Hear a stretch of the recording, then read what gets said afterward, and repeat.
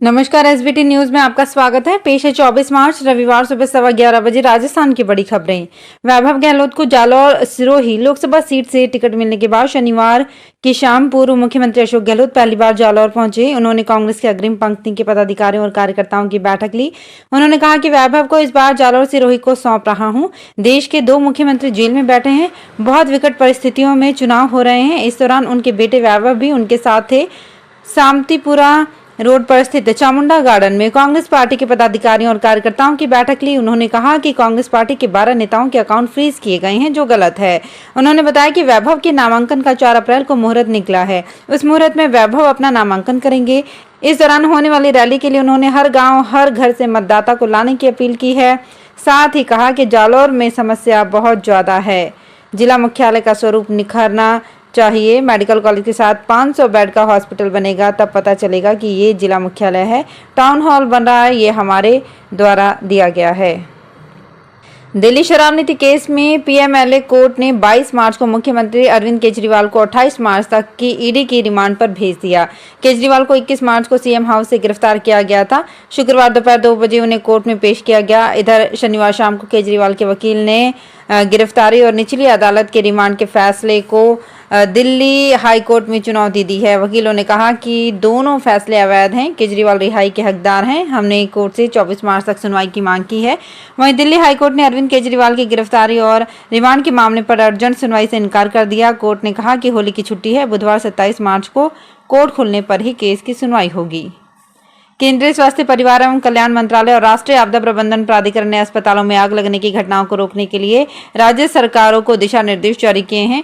केंद्रीय स्वास्थ्य एवं परिवार कल्याण मंत्रालय ने शनिवार को यहां ये जानकारी देते हुए बताया कि ग्रीष्म ऋतु के महीनों में तापमान बढ़ने के कारण अस्पतालों में आग लगने की दुर्घटनाओं को रोकने के लिए सावधानी बरतने को कहा गया है। श्रीगंगानगर में लोकसभा चुनाव के दौरान क्षेत्र में लगाई गई एसएसटी नंबर 10 ने शनिवार को जांच के दौरान 37,90,00,000 रुपए की राशि जब्त की है। एसडीएम और एआरओ जीतू कुलहरी ने बताया कि शनिवार को एसएसबी रोड बारामासी नहर के पास जांच के दौरान दोपहर कार को रोका गया। जांच के दौरान कार से 37,90,000 रुपए की राशि जब्त की गई। पूर्व लोकसभा अध्यक्ष मीरा कुमार 2024 का लोकसभा चुनाव नहीं लड़ेंगी।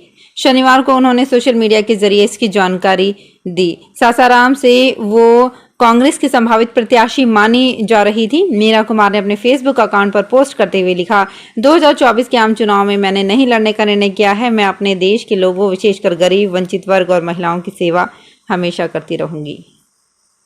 राजस्थान में अलग अलग एनफोर्समेंट एजेंसियों ने मार्च महीने की शुरुआत से अब तक नशीली दवाओं, शराब, कीमती धातुओं, मुफ्त बांटी जाने वाली वस्तुओं और अवैध नकद राशि के रूप में लगभग 227 करोड़ रुपए कीमत की जब्तियां की है। निर्वाचन विभाग के निर्देश पर लोकसभा आम चुनाव 2024 के मद्देनजर आदर्श आचार संहिता लागू होने के बाद 16 मार्च से अब तक एजेंसियों ने पकड़ी गई वस्तुओं की कीमत 129 करोड़ रुपए से ज्यादा की बताई है। मुख्य निर्वाचन अधिकारी प्रवीण गुप्ता ने बताया कि प्रदेश में अलग अलग एजेंसियां चुनाव को प्रभावित करने के उद्देश्य से संदिग्ध वस्तुओं और धन के अवैध उपयोग पर कड़ी निगरानी कर रही है। फेमस एक्टर और कॉमेडियन कपिल शर्मा ने शुक्रवार रात को पंजाब के अमृतसर स्थित अपने घर में माता का जागरण करवाया। जागरण में उनके साथ पत्नी गिन्नी चतरथ शर्मा भी नजर आई। सारी रात चले जागरण में सिंगर मणि लाडला ने माता का गुणगान किया और भेंट गाकर समा बांधा। मणि लाडला के साथ कपिल शर्मा खुद भी नाचते और गाते हुए दिखे। हालांकि कपिल शर्मा ने इस जागरण को बेहद निजी रखा और कहीं भी इस बारे में पोस्ट नहीं किया, लेकिन सिंगर मणि लाडला ने कपिल शर्मा और गिन्नी के साथ पोस्ट शेयर की है, जिसमें उन्होंने लिखा है, last night at Kapil Sharma house. Rajasthan Bhajpa प्रदेश अध्यक्ष सीपी जोशी के कार्यकाल का 1 साल पूरा होने के मौके पर भाजपा प्रदेश मुख्यालय में शनिवार दोपहर विजय संकल्प दिवस कार्यक्रम घोषित किया गया। इस अवसर पर भाजपा के कुनबे में बड़ा इजाफा हुआ। भाजपा से रूठे चंद्रभान सिंह आक्या सहित 3 अन्य निर्दलीय विधायकों ने भी भगवा पार्टी को समर्थन दिया। राजस्थान विधानसभा चुनाव 2023 में भाजपा से टिकट कटने के बाद चंद्रभान सिंह आक्या बागी हो गए थे। भाजपा से नाराज होकर कोटपुतली से चुनाव लड़ने वाले मुकेश गोयल, बस्सी से जितेंद्र मीणा, जालम सिंह रावलोत, विकेश खोलिया, सुखवंत सिंह, विजय मीणा और दानाराम चौधरी भी भाजपा में शामिल हुए। राजस्थान में लोकसभा चुनाव से पूर्व कांग्रेस को बड़ा झटका लगा है। जैसे जैसे चुनाव नजदीक आ रहा है, कांग्रेस छोड़कर भाजपा में शामिल होने का सिलसिला रुक नहीं रहा है। शनिवार को कांग्रेस के एक बड़े नेता और पूर्व सांसद भाजपा में शामिल हो गए। राजसमंद के पूर्व सांसद गोपाल सिंह ईडवा ने शनिवार को कांग्रेस को अलविदा कहकर भाजपा में शामिल हो गए। इस अवसर पर राजस्थान भाजपा अध्यक्ष सीपी जोशी ने गोपाल सिंह ईडवा का स्वागत करते हुए कहा कि वे आज बिना शर्त भाजपा में शामिल हो गए हैं। ये भी चाहते हैं कि पीएम मोदी फिर से प्रधानमंत्री बने। सीपी जोशी ने इस अवसर पर कहा कि गोपाल सिंह ईडवा ने मेरे खिलाफ चुनाव लड़ा था। मेहंदीपुर बालाजी में चल रहे होली महोत्सव में शामिल होने के लिए कई राज्यों से बड़ी संख्या में श्रद्धालुओं के पहुंचने का सिलसिला जारी है। यहां स्वयंभू बालाजी महाराज के दर्शनों के लिए दिल्ली, हरियाणा, यूपी, एमपी और पंजाब समेत प्रदेश के कई इलाकों से श्रद्धालुओं के पैदल जत्थे पहुंच रहे हैं। ढोल नगाड़ों की धुन पर थिरकते हुए श्रद्धालु हाथों में केसरिया निशान लिए जयकारे लगाते बालाजी धाम पहुंचकर होली मना रहे हैं। चित्तौड़गढ़ में लंबे इंतजार के बाद अब जिले भर में मिनी आंगनबाड़ी केंद्र क्रमोन्नत होकर आंगनबाड़ी केंद्र बन जाएंगे। सरकार ने प्रदेश भर के मिनी आंगनबाड़ी केंद्रों को क्रमोन्नत किया है। इनमें चित्तौड़गढ़ के 354 मिनी आंगनबाड़ी केंद्र शामिल हैं। भारत सरकार के महिला एवं बाल विकास मंत्रालय की ओर से 10 मई 2023 को अवगत करवाया गया था कि राज्य सरकार अतिरिक्त वित्तीय भार वहन करने के लिए सहमति देगी तो राज्य में संचालित मिनी आंगनबाड़ी केंद्रों को आंगनबाड़ी केंद्र में क्रमोन्नत किया जाएगा। सीकर में सरकार निःशुल्क दवाओं का लाभ आमजन तक पहुंचाने के दावे कर रही है, लेकिन हकीकत यह है कि अमानक दवाएं अभी भी मरीजों तक पहुंच रही हैं। हाल यह है कि कुछ मुनाफा कमाने के लिए दवाओं में तय मानक पूरे नहीं किए जा रहे हैं, जिसका असर मरीज के उपचार पर पड़ रहा है। औषधि नियंत्रण विभाग ने 1 मार्च से 15 मार्च तक प्रदेश में विभिन्न जगह से दवाओं के सैंपल लिए। राजस्थान की विद्युत वितरण कंपनियों ने बकायादारों के बिजली कनेक्शन काटने पर रोक लगा दी है।